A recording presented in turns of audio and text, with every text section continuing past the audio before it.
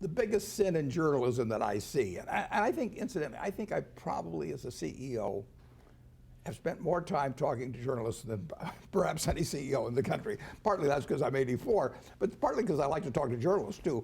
But the greatest sin they commit, you've got to start a story with a hypothesis. I mean, you're looking into something because you have a working hypothesis, but you have to give up that hypothesis if it turns out not to be correct, or if it's misleading in a major way. So I always worry about the journalist that calls me. They've decided what story they're working on, and all they're looking for is confirmatory evidence. So I call it quote shopping. They'll talk to me for 45 minutes hoping they get one quote that confirms their story, and ignoring the other 43 minutes when I tell them things that should limit the story. So it's very natural.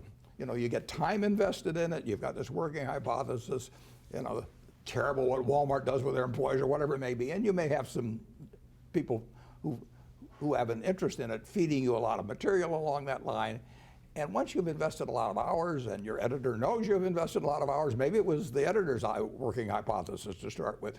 Now you got to go back and tell him he's wrong, or her. I mean, there's a lot of momentum toward a bad story. There's a lot of momentum toward a good story too. But you have to be able, as a writer, to say, my hypothesis is no longer correct.